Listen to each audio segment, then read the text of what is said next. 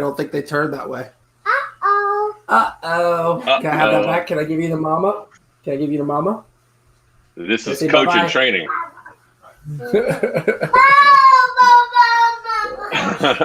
Junior coach. Oh, yeah. He comes to football with me, and the other guys are like, Coach is going to be a beast. And I'm like, yeah, maybe. We'll see. Hey, whatever he wants to do. Just watch out. Well, cool, man.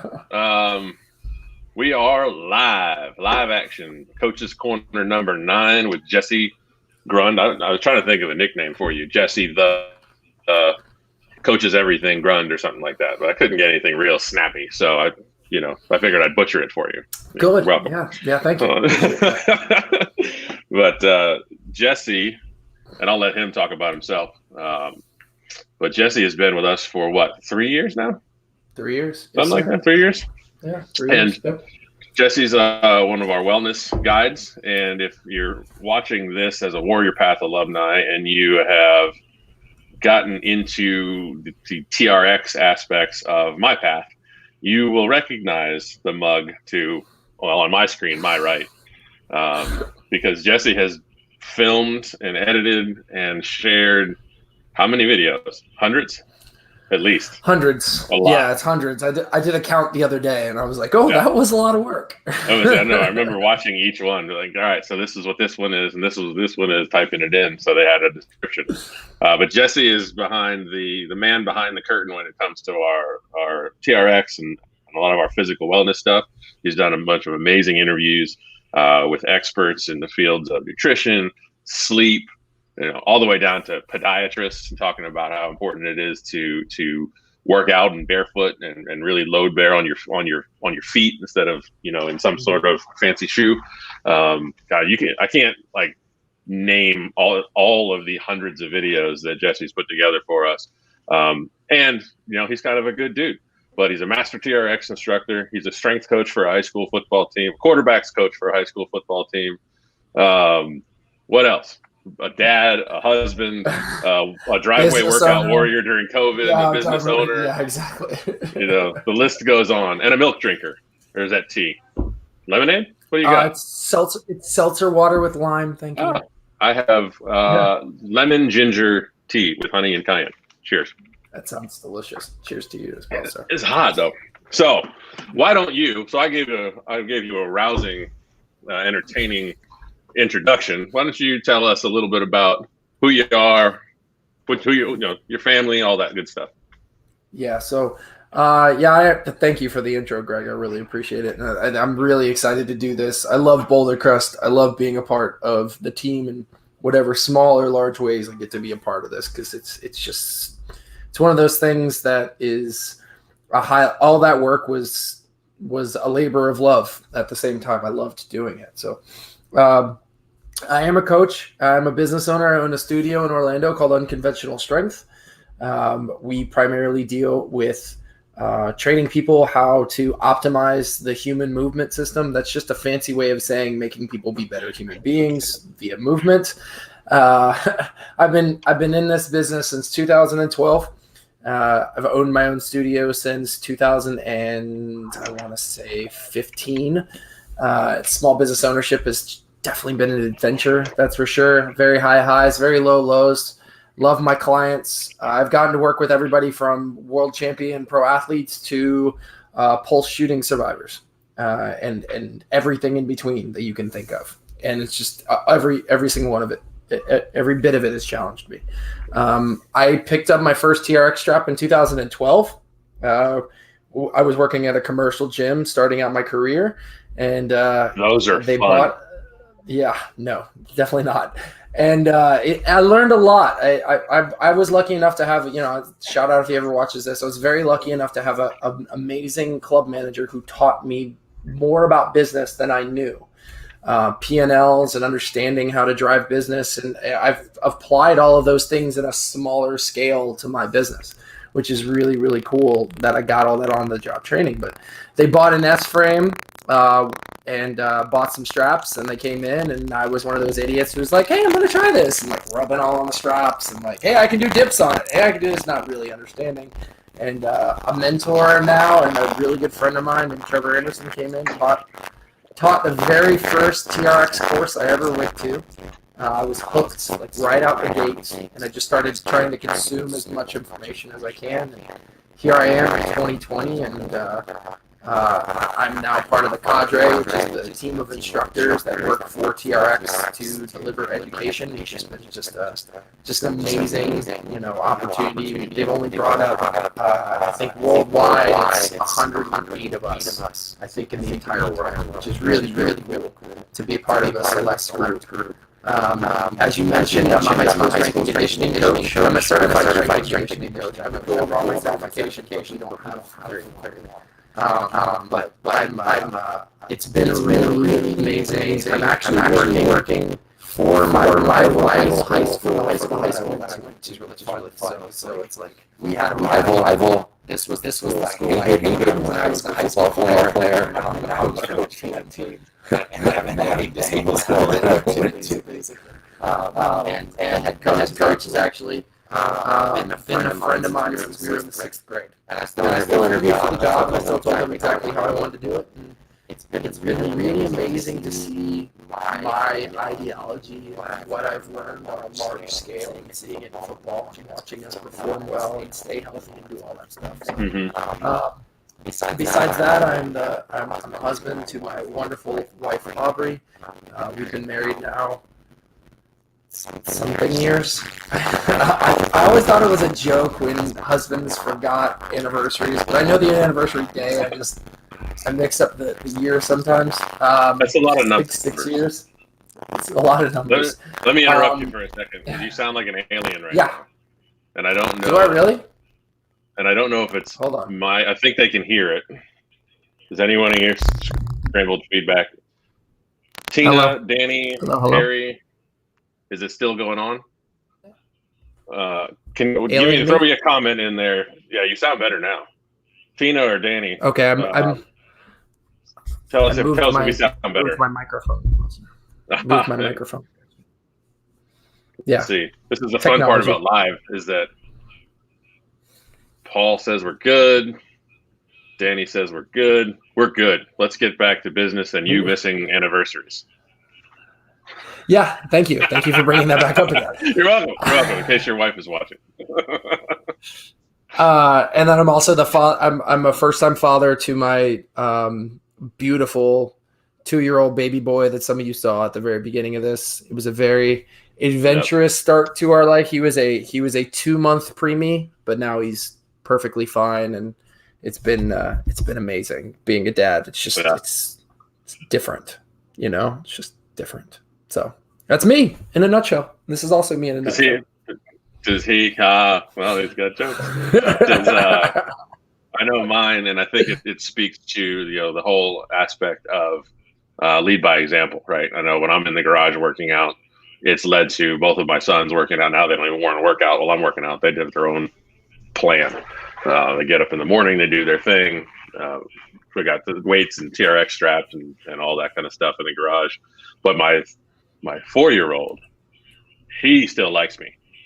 He still likes to come hang out in the garage, and he will get, he ended up picking up 2 20-pound dumbbells and shrugging them. And I was like, whoa, buddy. I mean, that's impressive. I'd like to continue watching this, but let's not get hurt.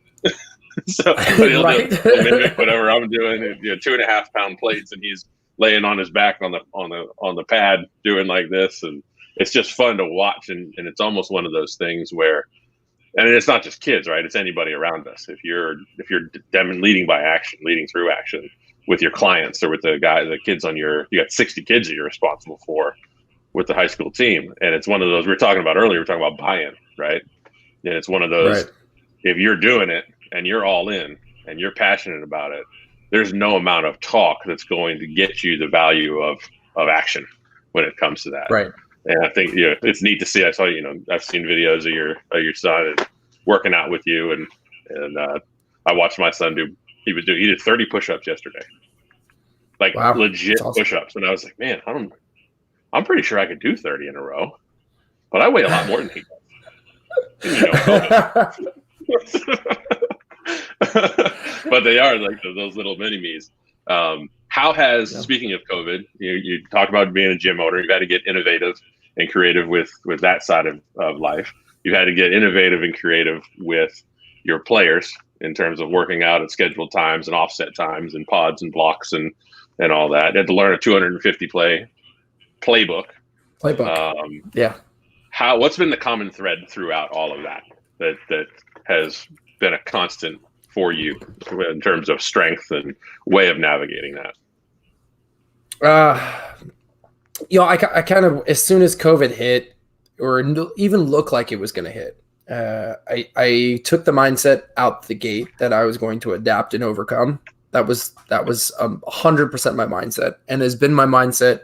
I kind of think that's the theme of 2020 is adapt and overcome. I mean, you can sit around and let it beat you up, or you can just adapt to it and find a way. With our business, we rolled to virtual very quickly. We rolled ahead of when we needed to. I did it out the gate so that people could feel more comfortable as things were going on, and so that when we did get shut down, we were all ready to go. For our football team, when we got the green light that we could start working out, it was like, okay, how do we make the best out of this very shortened preseason that we're going to have when there was no postseason and there was no spring? I think the hardest thing about 2020 for a lot of people has been being faced with adversity and not understanding how to overcome adversity, because I firmly think for a lot of people, they just don't have the experience consciously of overcoming adversity. Maybe subconsciously they've done it and not thought about it before, right? I think we've done that from a health perspective at times. Maybe we feel a little off, we change a little thing, but we've actually overcome something that could have been a worse thing. So I think for me, it's been adapt and overcome, and really just using a lot of the things that my mentors and the men and women in my life who I call very close and people I look to, been using a lot of what they taught me to just be able to go, okay, all right, I can do this. We can do this. Like, this isn't the end. And I think the other theme for me is it's temporary. We can't focus on this as the new reality. We just have to focus on the reality that we have to deal with right now. So if I thought that virtual was going to be my business for the rest of my life, that might be a little harder. It might be a little harder for me to compensate for. I want to shift that same conversation. I want to shift it to the conversation that you have with clients, the conversation that you have with players when it comes to helping them adapt and overcome, right? You've done that with your business. You've done that with your, the multiple avenues and lanes that you work in.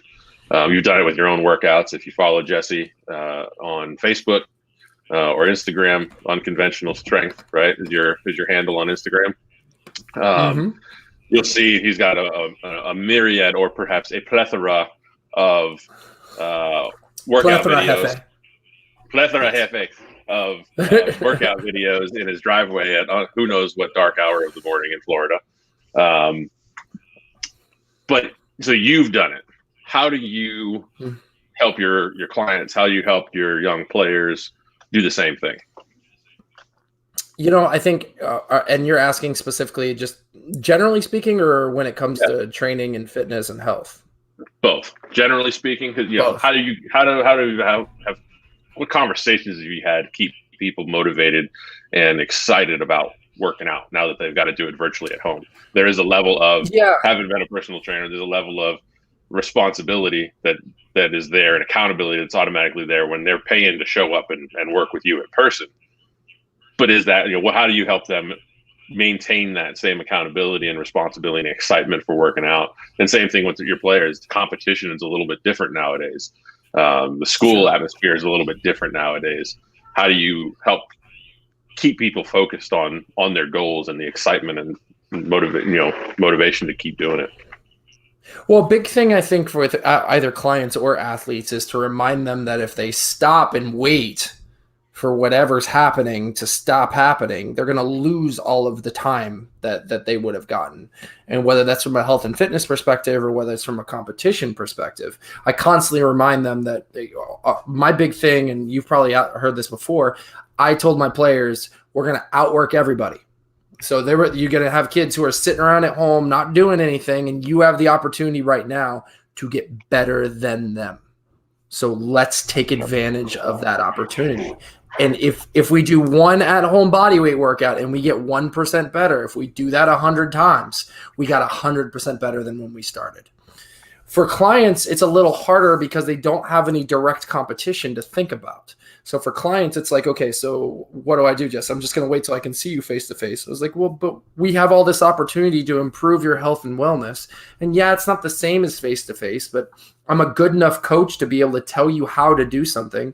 Plus, you need me to hold you accountable, because if it wasn't for these four walls right here, how often would you actually get your workouts in during the week that you actually do? And that usually light bulb goes off and they're like, oh, yeah, you're kind of right about that. So I can give you stuff to do, and I gladly will. And I had a couple clients that ended up coming back to me after COVID, and I lost some. Lost a lot of healthcare workers, believe it or not. They just, out of an abundance of caution, have stayed away from everything. But I think for the most part, I never, Greg, I never expect to have clients for forever. And if I have a client for forever, I almost feel like I didn't do my job correctly.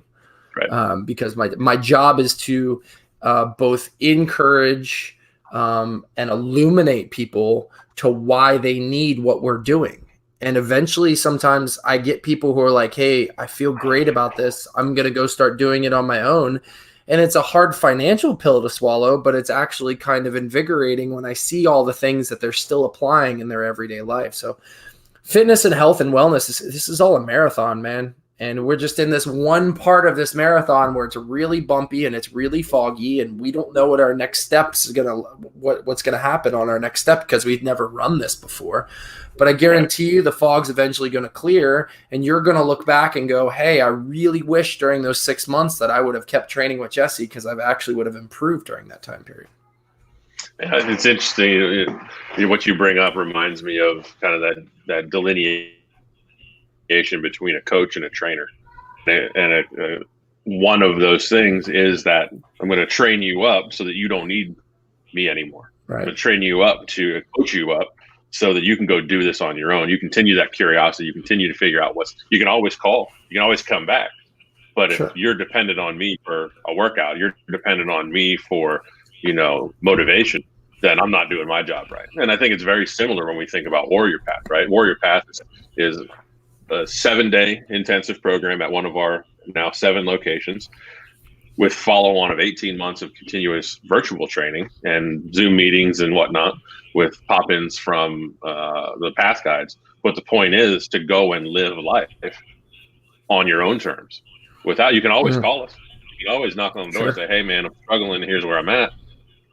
But the point is we want to get what you need to cultivate a curiosity that continues that growth mindset, and then the ability to thrive on your own in life. And in doing so, like we were talking about earlier, lead by example and help others, show others the way, which is, for our terms, expert guide, somebody who can help somebody else navigate the struggles of life.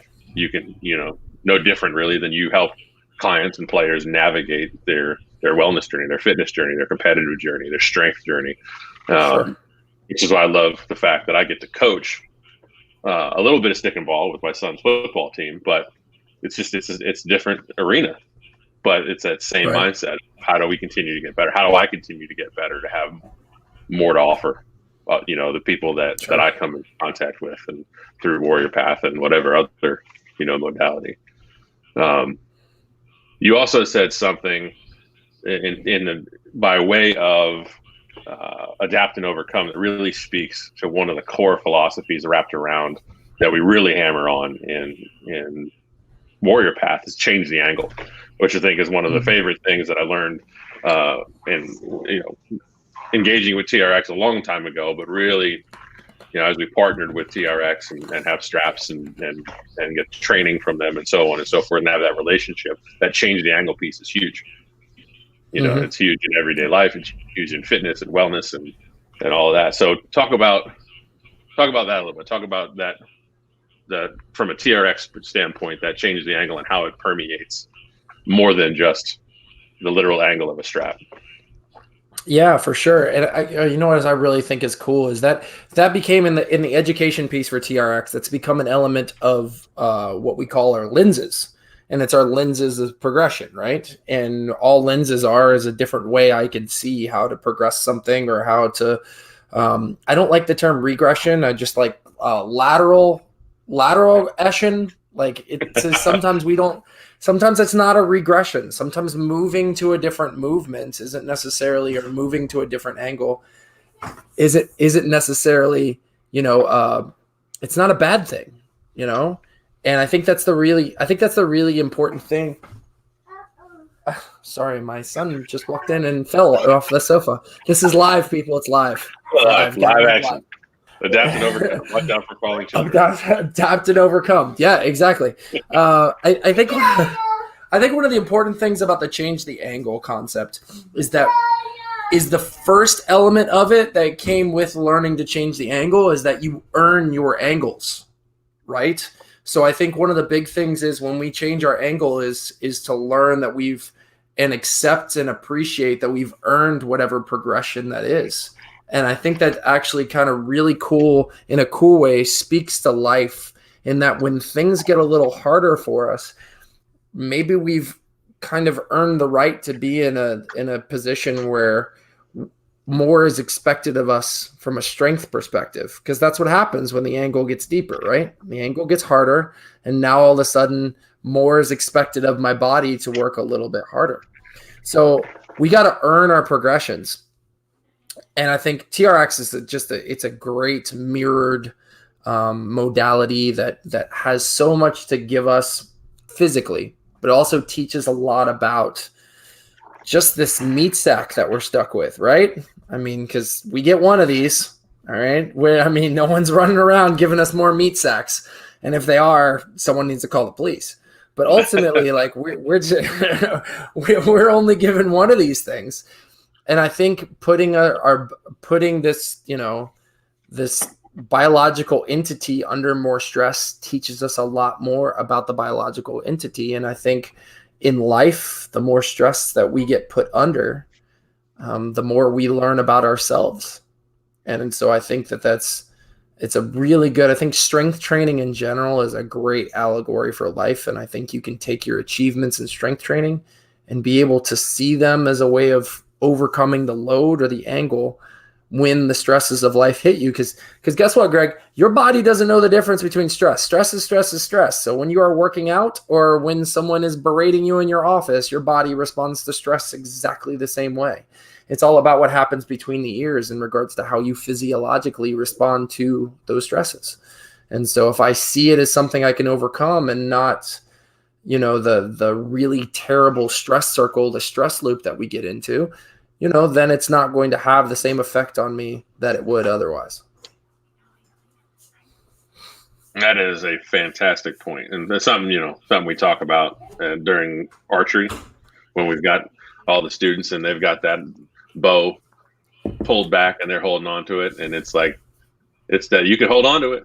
You can hold on to it for as long as you want. And the poundage ain't going to get any heavier, but the stress will wear you down. And like you said, whether it's emotional, mental, physical stressors, the body is going to react a certain way, regardless of what that is. And I think that's where one of those things that we talk a lot about is that physical wellness and physical regulation practices are mandatory. If you're going to live well and struggle, you got to have these things to go to.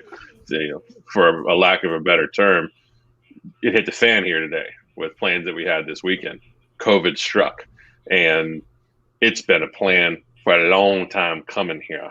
This plan for my wife and I to get away, and now it's in the crapper, And I, full transparency, was livid about it. So I went and I probably did about 5 miles around the neighborhood, and I walked until my fists weren't clenched anymore, type of thing. But it was like, and then I thought, all right, what's going to be the best in this moment? Should I meditate? No, I'll be up until 3 a.m. if I meditate this late. Get on the on the bike. No, I'm not really a fan of that right now. Get on the nope. Don't want to get on the nope. Throw some weights around. No, I'm liable to get hurt doing that in this mood. So I just walk around the neighborhood, right? Because that stress built up, and it had to have a place to go. And right, doing that and getting on this is going to put me in a much better place. And when this is all said and done, but that catalyst was, I just told my wife, I said, I got to go for a walk. I got to go for a walk because that fella in there is ready to punch a hole in a wall. Because I've been living for this weekend, working for this weekend for a long time, and it's like, he wants to come out and he wants to grab the sheetrock and throw it around the room. So I'll be back. I'm going to go for a walk. And, having that out, having regulation practices. And we talk about, in Warrior Path, there's 31 regulation practices that the students learn over that 7-day initiation period. And one of those consistent everyday things is PT in the morning. From day 3 on, it's PT in the morning. It's a 45-minute workout, and I never get tired of seeing what's possible for people in the 20 to 25 minutes that we're on those straps, because it's outstanding, and I love it for many reasons. I love it because it's individual, how somebody, the intensity that they're working with, the depth that they're going to based on injury or ability, all of it plays into one kick-ass workout in 20 minutes. And that's including, that can include the full warm-up. We still do the bear crawls and all that stuff that we worked throughout 3 years ago. My favorite is still the world's greatest stretch, just so you know, personal favorite, fan of that one. But it's like in 20, 25 minutes, you got a full-blown smoke session if you want it. Yep. Depending on how much, you talk about earn that angle, change the angle, talking about, know your body.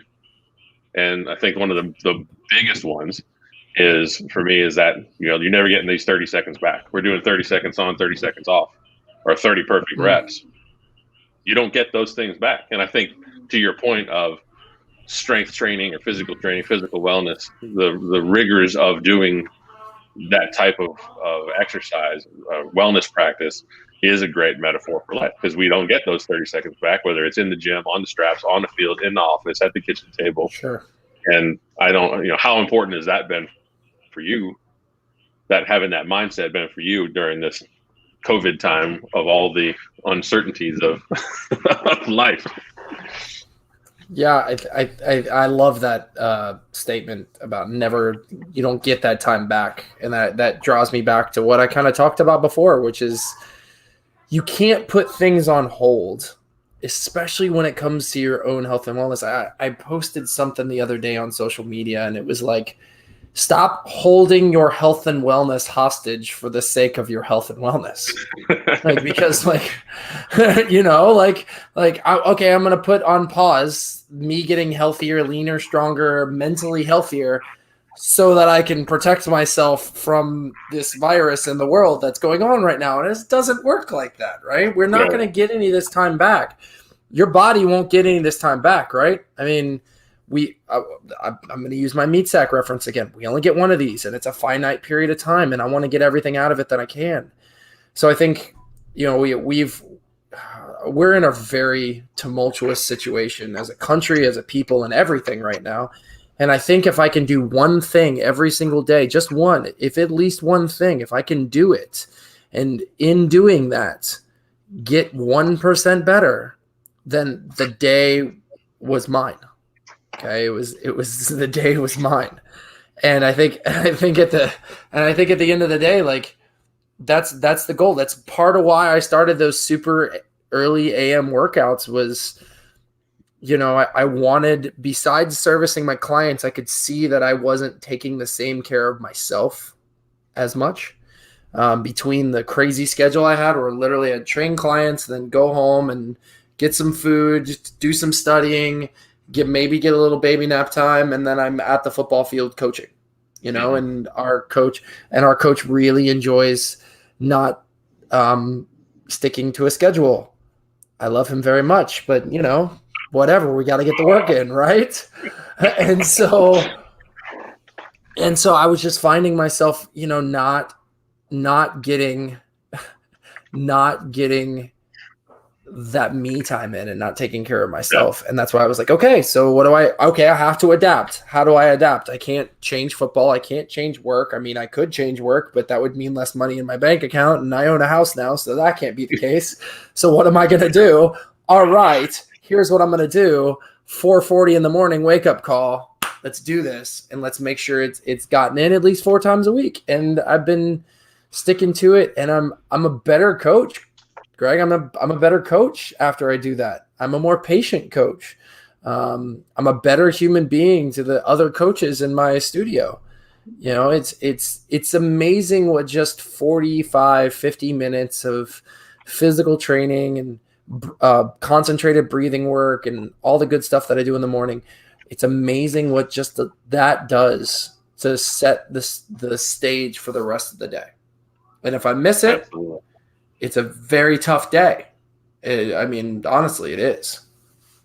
And if you miss it, your wife's making you take a nap because you're acting just like, your 2-year-old. Yeah, pretty much. Yeah, more or less. Yeah, it's a great point, because at the end of the day, it's also, especially since you have a social media presence and your clients and your players, I'm sure follow you as well. It's that, again, going back to that leadership aspect of it. You're up and at it 4:45 in the morning, and I think one of the important things that you said is, and I think a lot of people realize it, whether they implement it or not, I think maybe different, is you don't need 2-3 hour workout sessions to get a killer workout in, and to get what you need to meet the goals that you set for yourself.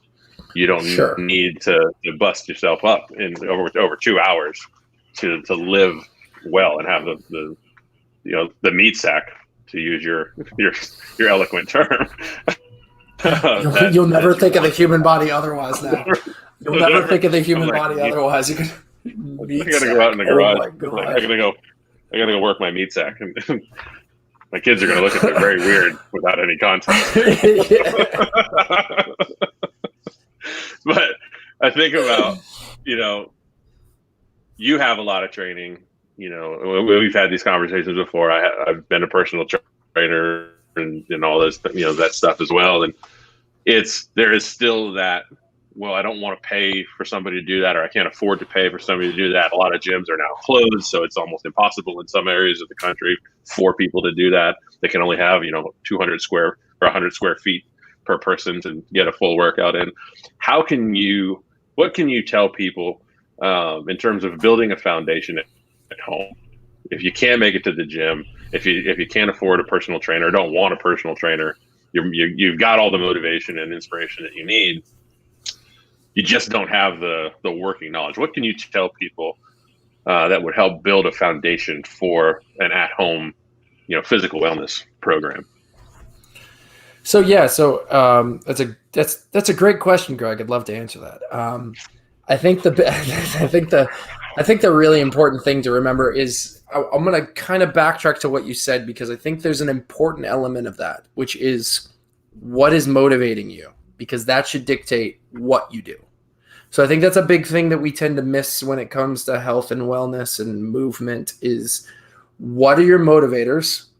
And then your workout should match your motivators, right? Because, I can sit here and tell you till I'm blue in the face that we're really bad at being human beings, because civilization has made us, we don't hunt or gather for the most part. We don't run away from predators, and we don't swing from trees, and we don't do any of the things that we were meant to do.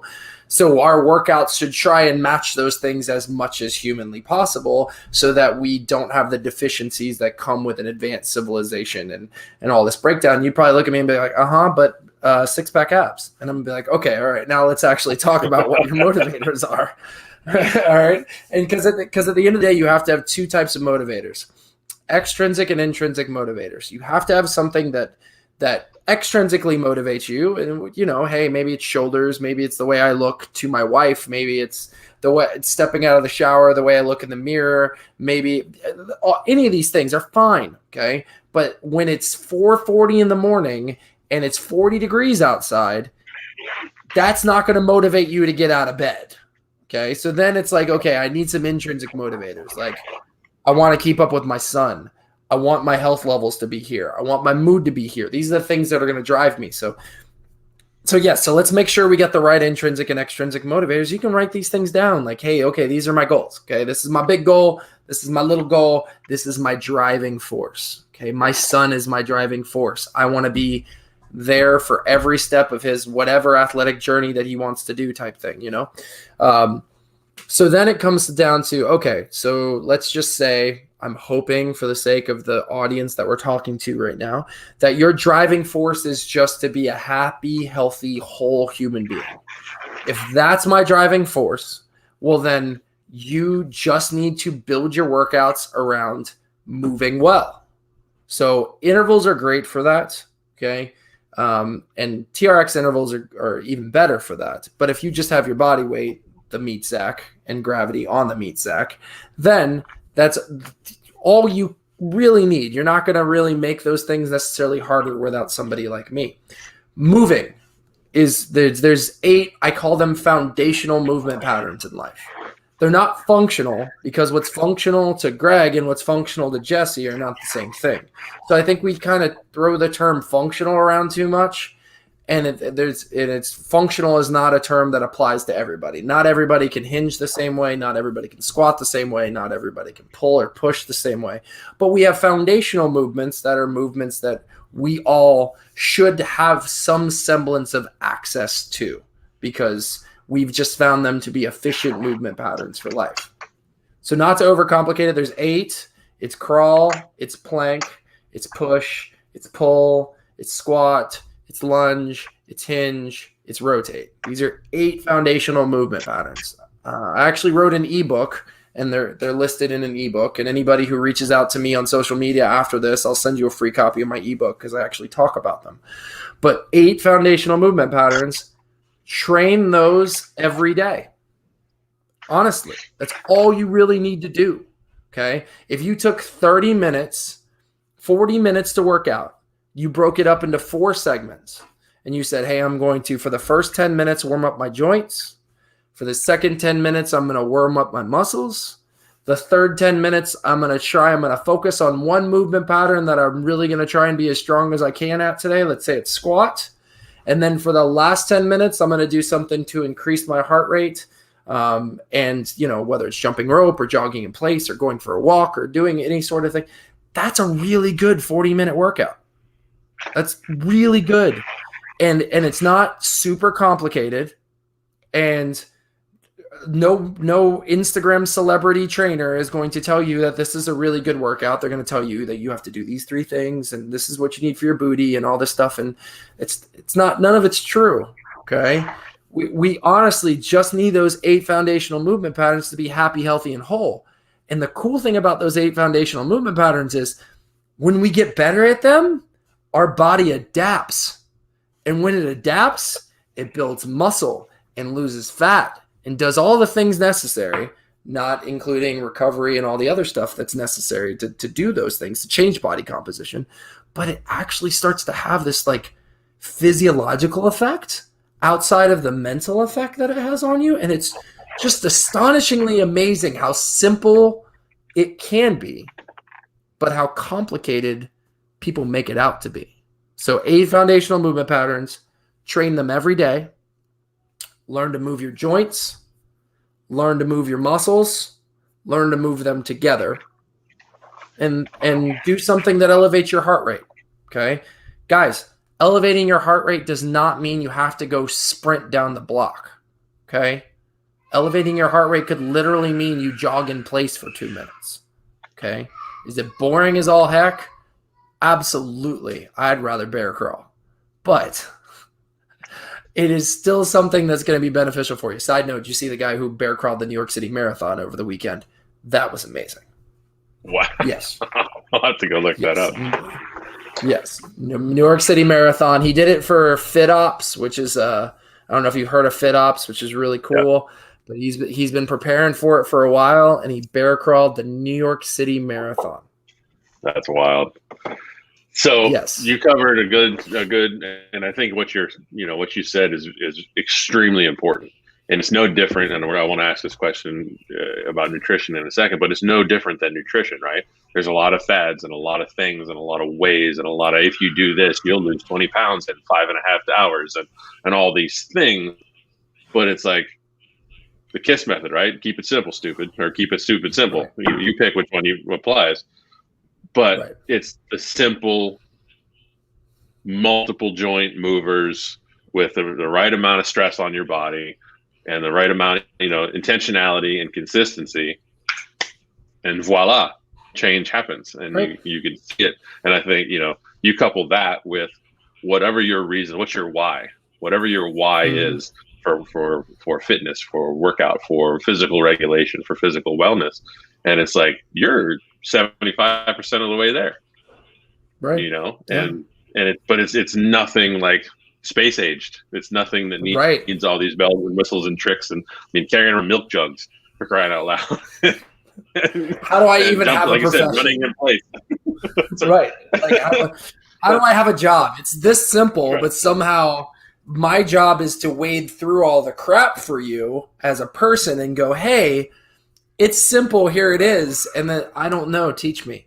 That's kind of my job. That's what I feel like kind of my job is. Besides, restoring movement for people, it's, hey, it's simple. Oh, like light bulb, like heavenly, like singing and stuff. Like all of that happens when I explain it to somebody. I can't tell you how many like 40 and 50-year-old men and women I've had stand in front of me.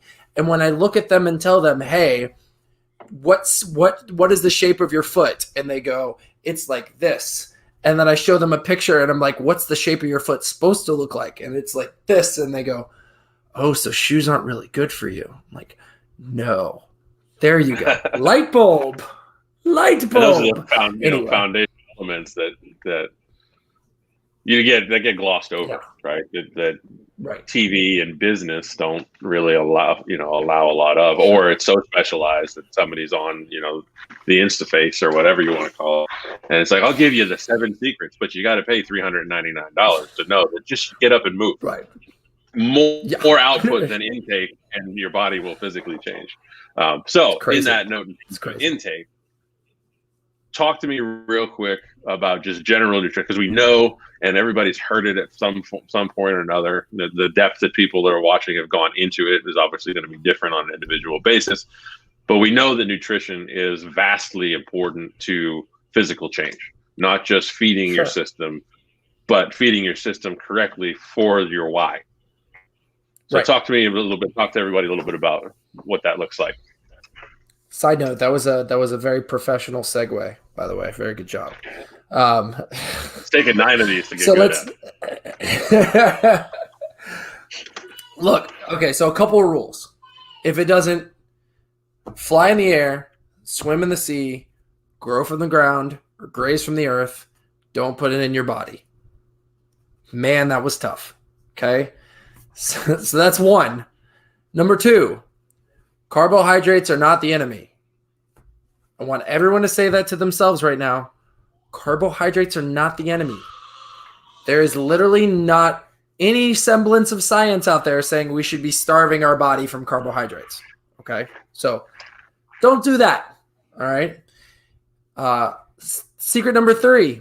If you eat a well-balanced diet filled with secret number 1, which is grow from the ground, graze from the earth, fly in the air, swim in the sea, you don't need to take supplements.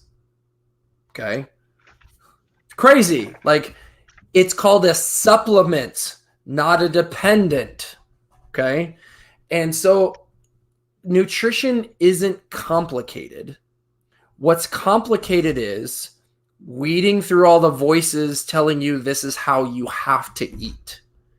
Because I think, and I've got 3 different nutrition certifications. The most important thing I've taken from the best nutritionist in the world is the most personal science out there. And what works for you does not work for everybody else. You cannot take anecdotal evidence that somebody did keto and lost 60 pounds and think, I'm going to lose 60 pounds by doing keto. It doesn't work like that. You have this whole thing called your endocrine system, which also is affected by how you eat and perceive stress, and it affects how you burn calories and how you process energy, and it does all these other things, and we all respond to stresses and sleep and do all these things differently. So our body is going to be different. If we were all exactly the same physiologically, then we would have a blueprint, but there isn't really one. What there are is just basic foundational truths that we know are absolutes. If it's artificial, for the most part, it's not good for us. Okay. If it's overly sweet, it's also not good for us. And there's even some fruit that I would throw into that category. Okay. And it's large portions of these things. Okay. And at the end of the day, if you look at your plate, and you use your hand to dictate what you need, here's what I like to do. Look at a plate.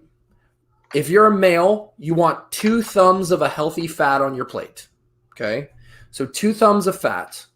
You want 2 closed hands of a lean protein, and then 2 open palms of some sort of vegetable, or whether it's a root vegetable or whether it's a fresh vegetable. And that's what your plates should look like. That's not difficult. The problem is self-regulating. I'm really excited about my fist. Right? But hey, you're a big dude, right? Steak the size of my fist. Hey, Greg, we're not small guys, right? Like, it takes a lot to power these meat sacks, okay?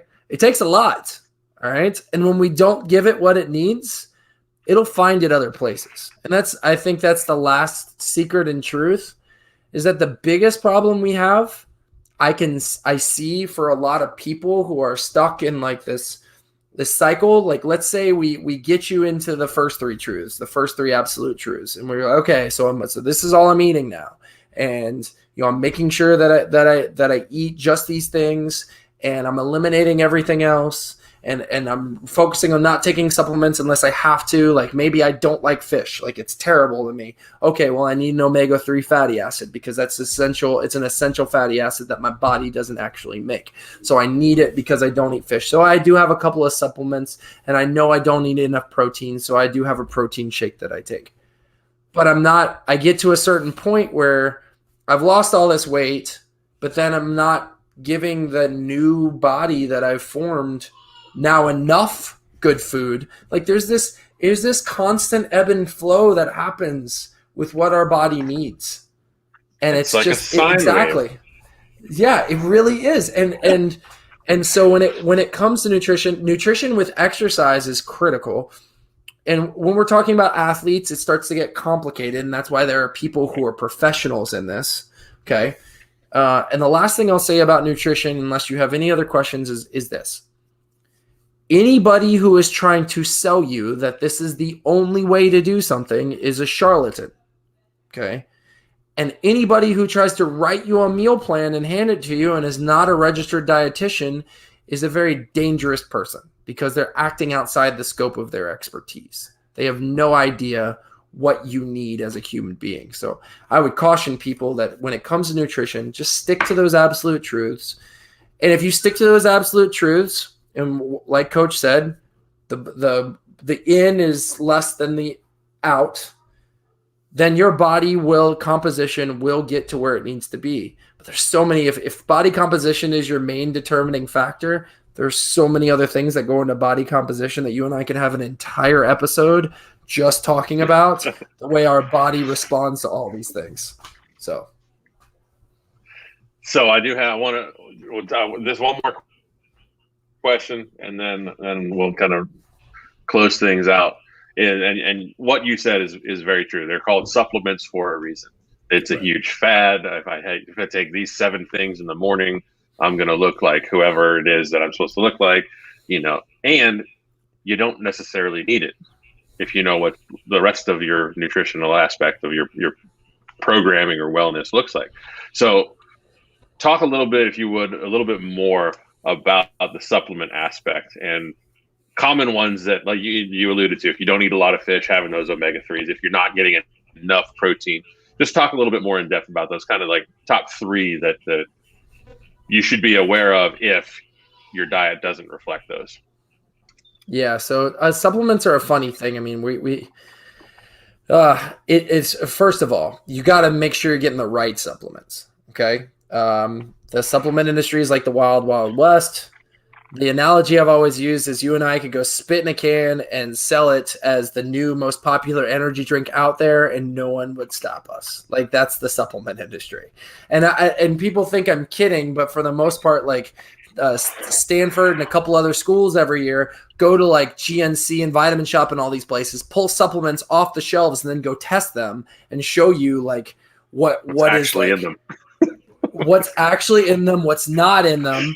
So if you're buying it, so real quick, if you're buying a supplement, you want to see, especially if it's a powder of some sort, you want to always look at the label and see, A, does it say anything about a proprietary blend? If it does, take whatever you are looking at and put it back on the shelf where you got it from, because it's just bullcrap. Okay, so that's first. No proprietary blends. That means they're hiding something, because if they put proprietary blend and there's 14 ingredients, it could be 0.1% of 13 of those ingredients and 98 point whatever that math is percent of the other ingredient. So get rid of it. All right. Second of all, if you're buying something that is meant to help you from an exercise perspective, whether it's BCAAs or whether it's pre-workout, which I think is stupid, and this comes from a guy who used to chug that crap all the time. Whatever it is, make sure that the company is informed, trusted by sport, or informed choice. These two labels are critical because it means they use a third-party provider to actually check to make sure that whatever they have inside is what they have inside. And you're going to find very just great transparency on their labels, and you're going to pay a little more, but at least you know what you're getting. You're not putting, I think there was a little while there where there was a pre-workout that was on the market that people were taking that was very popular. I won't say what it was, C4, and it had EPA in it and wasn't telling anybody. And so people were having headaches and fainting spells and high blood pressure and all this stuff. And they took it off the shelf and they redid the blend and they put it right back on the shelf again. And I'm just like, wait, they can put it right back on the shelf? Yeah, they got rid of that. Do we know that? So anyway, so if I'm looking at those things, we don't need a lot of supplements. The big ones we need are A, if we're not outside enough, you need vitamin D. Vitamin D has so much to do with so many things that happen in regards to the processes throughout your body. So vitamin D is crucial. And again, if you're not outside all the time, I'm outside all the time now. I wish I could show you the tan lines I have from being a football coach. It's amazing. But I have a sock tan that one of my clients goes, hey, when you're doing the spray tan, you can do the feet too. And I went, yeah, that's a regular tan, bro. Like that's not. So vitamin D is crucial. I've already gone over omega-3s. Omega-3s are absolutely crucial. Is a fatty acid that my body has no access to unless I am getting it from dietary supply. And that is really, really important. Has a lot to do with our cardiovascular system, has some to do with our digestive process. There's a lot that omega-3s have to do. So those are really, really important. The only reason you should be taking a multivitamin is if you have the most boring diet ever in the history of ever. Because if you're eating enough things and you're eating enough and you have enough color in your vegetables, you're going to be getting all the things in your diet. If you're a female, critical for you to take calcium. Calcium is really important, and you want to make sure it's bonded with magnesium because it doesn't work unless it's bonded together. Okay, my body doesn't actually transport it to the way that I need it. You can also do this by drinking almond milk or regular milk or whatever you want to do, lots of dairy products, but calcium's critical. We know just by having more calcium in your diet, you reduce the risk of osteoporosis by 75% if you're a female. That's a huge, huge, huge amount. And if you exercise too, it's crazy. Like we just don't find it. We don't find osteoporosis or osteopenia in women who have calcium supplementation in their diet, or they eat enough and they exercise. We just don't see it. It doesn't exist, which is really cool to think about. I could, just take care of myself and my bones aren't going to get brittle. Yeah, it's a crazy concept. So, yeah, I know my head just exploded thinking about it. So really, there's not a lot of supplements out there that we need to take. Okay. But the big ones are vitamin D, omega-3, and I think vitamin D, because just jobs in general keep us inside for the most part, unless you have the benefit of being able to work, at Boulder Crest in Virginia or Arizona, where you get to be outside all the time. And I think all of us just need to be outside more in general. And the last one is protein. And the only reason I always bring protein to the conversation is because, inherently speaking, you should get enough protein in your diet. But most of us are working out and we're trying to build some lean muscle mass, so we need a little help. And that's where protein shakes kind of help in that regard. Yes, you can totally just get it all in your food if you want to. I haven't found many guys that are 6'3", 230 pounds like me that are able to eat enough protein. So protein can really help. But I mean, guys, just take good care of yourself. Eat lots of colorful, multivariate diet, and you'll be fine, just generally speaking. And also not too much caffeine. Do that in there at the end. Oh, man, as always, it has been a pleasure to hang out with you. You are a fountain of wisdom. The word plethora has gotten rave reviews today. Nice. So Hefe. We'll throw another one out there. The soliloquies you go on, the diatribes. I mean, this could be a vocab fest if we want it to be. My football players call them rants. I get called. That generation, they don't have good vocab yet. I know my English teacher in high school, Mr. Stone, would be proud of my vocab today. But man, it's always a pleasure hanging out with you. Appreciate everything you've done for Warrior Path. Team, if you are watching this and you want to know more about Jesse, tell them what all these social media platforms where they can find you. Oh, social media. Thy name is just terrible. Social media, I'm on for people. I'm not really on there for myself. So you can find me. We have a Facebook page. It's Unconventional Strength Orlando, ORL. You can find us on the gram of Insta. And you can also find us on the Twitter. We are actually going live on our website here soon, in the next couple of weeks. Totally revamped website. I've written 20 at-home programs that people can do, both just TRX and kettlebell, all kinds of stuff. So humble plug for my new program marketplace that's on there. You also get me as a kind of an accountability coach, which is really cool. And so we're building, and I'm building out an app for my website as well. I don't know what it's going to do. I pay other people to tell me those things at this point. I love coaching human beings. I'm like, how do I just do more of that? What can I do to do more of that? So, and Greg, thanks for having me on. I love you guys. I miss you guys. It's been too long since I've been on.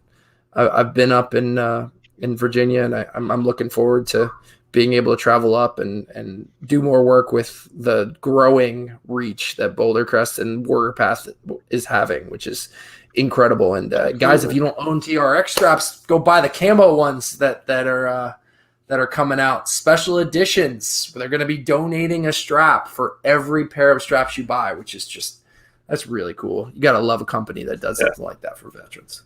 You stole my neck. You sucked it right out of my face. Whoop, there it goes. That's it. Jesse is absolutely right. TRX is a great partner of Boulder Crest, and starting today and going all the way through the 14th, they are selling these Digicam TRX suspension trainers. And for every strap that is purchased between now and the 14th, TRX is going to donate a strap to Warrior Path. So that we can continue utilizing TRX as a modality and providing that opportunity for students who come through Warrior Path and go to locations where TRX is the workout modality. Really, really super excited about the opportunity that TRX brings to the table in our partnership. They bring guys like Jesse to the table and his infinite wisdom. And then more than wisdom, his passion for coaching people and helping people and leading by example. I can only imagine, kids emulate what they see. So, a couple of years, your son's going to have a whistle in his mouth running around a football field, and everybody ought to know who the boss is. So, Jesse, again, man, I appreciate you. I look forward to catching up with you. I'll be down in Florida next year, hanging out with the Florida team. So when I come down, we'll hit it up, maybe get a workout and some dinner, and hang out. So again, appreciate you guys.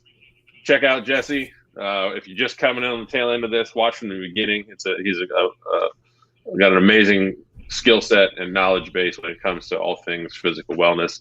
If you're a Warrior Path alumni and you're in my path, check out all the physical videos. Again, it's more than just TRX. It's about sleep. It's about nutrition. It's about, feet and bones. And if it's possible to talk about, Jesse's interviewed somebody to talk about it.